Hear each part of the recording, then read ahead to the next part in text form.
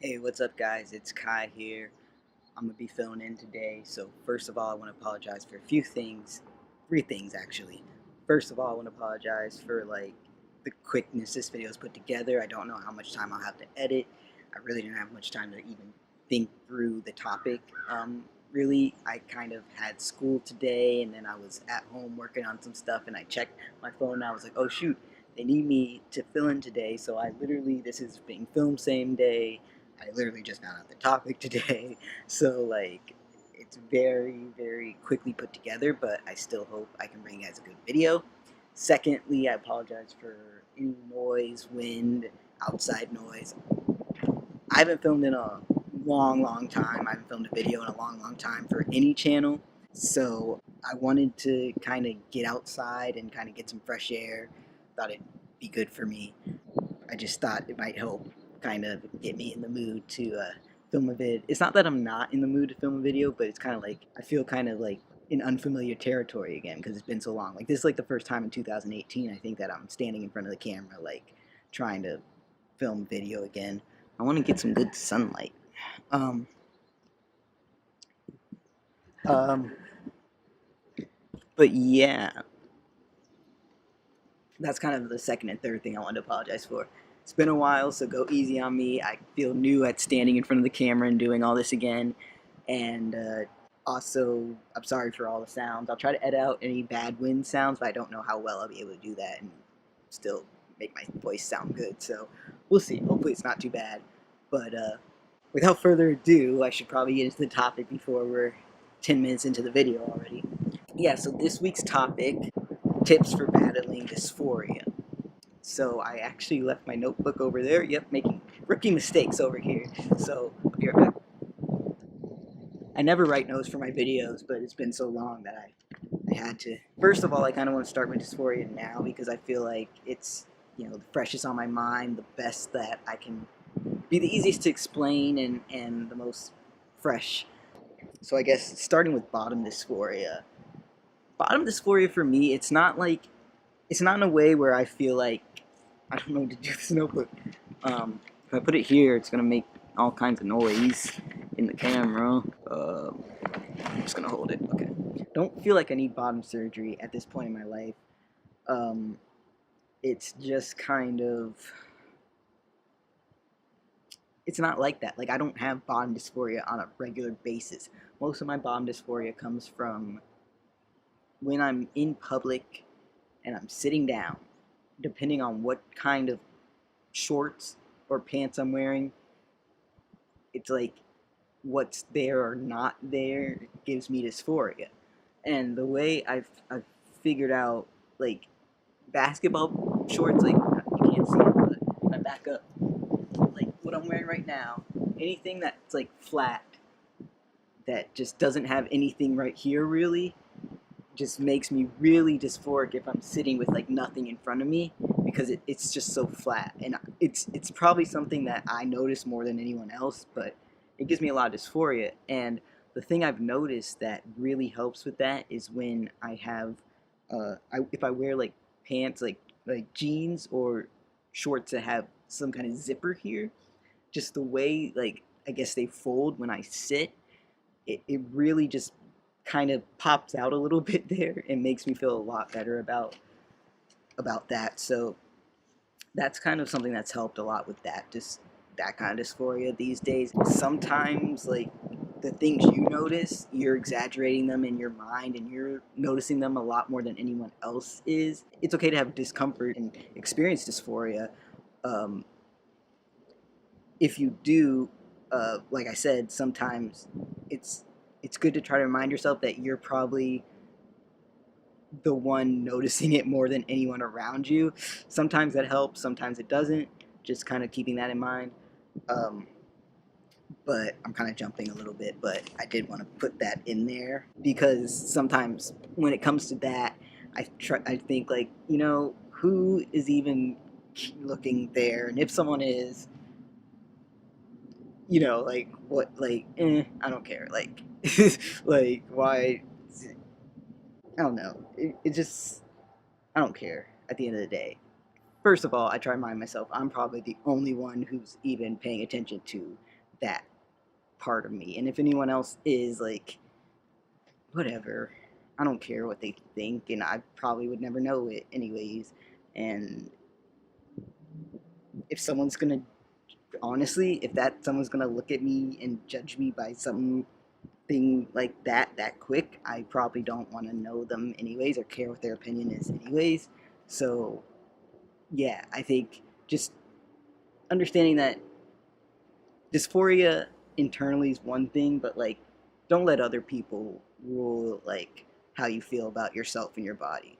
Like it's not worth it. Like their opinions don't matter. And if like anyone who matters not going to have opinions about that stuff that's like negative in any way or like really any opinion at all, they shouldn't. And anyone who does have an opinion on any of that stuff doesn't matter. So okay, already have to do a lot of editing, so that's fun. Um, I did want to, I mentioned height dysphoria. Height dysphoria is kind of different because it's one of those dysphorias that it's really not much you can do about it at all. Um, I made a video a while back on one of my channels about height dysphoria, and I mean I'm 5'1.5", so I'm very short. Sometimes you can't tell on camera, but I'm down there. And so like it's been something, it bothers me from time to time, I'm not gonna lie. I don't wear any shoes that like make me tall or anything like that. I've never really tried that. I've heard that sometimes it could help guys, so maybe that'd be worth trying. What I tell myself is that, you know, when I was growing, I didn't have testosterone, like the normal, like the level of testosterone that other guys had. So how can I like judge myself or like compare myself to these other guys? Like that's not fair. That's like saying oh, you you have to win this race, but you everyone no one has to run with any weights except for you. You have to run with a 20-pound weight attached to your foot or something like that. Like, and then like beating yourself up because you didn't win the race. I'm like, no, I'm not going to continue to do that. Like, I didn't have testosterone when I was growing. Like, I had testosterone, some testosterone, but not as compared to other guys. So, you know, like, I'm not going to beat myself up for not being as tall as other guys. Like, I I had a challenge, and you know, yeah, I'm short. So what? That's that's what it is. I'm no longer gonna beat myself up for not being as tall as other guys because it was an unfair competition, if you want to put it that way. So just again, it's just not worth it in my mind. And I know it's easier said than done, but like I feel like eventually you can get to that point. And I mean, honestly, I'm not gonna say surgery and testosterone like didn't help with my dysphoria because it definitely did.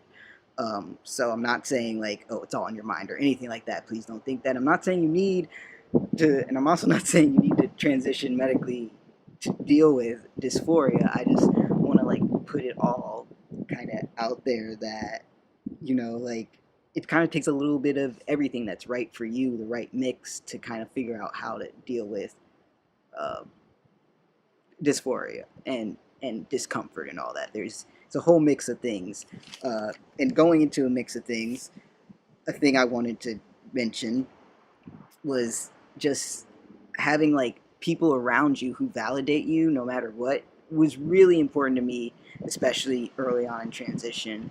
And even if I couldn't find that in the people immediately around me, I found that online sometimes just by like those online games where you can create an avatar and you're not necessarily going to meet anyone, you know, there's no like danger or like but you can create yourself to be whoever you want to be and you can interact with other people and they were like validating my masculinity and I had no dysphoria because online I looked exactly how I wanted to be, like masculine, and so I could just like fully explore myself. I feel like online a lot. So just finding like people that validated my identity really helped with dysphoria. And if I had like a sucky day offline, I could go online and kind of deal with my dysphoria that way by just getting validation uh, for myself. So that was really nice. The last thing I will say about dysphoria and dealing with it, because this video is already longer than I expected,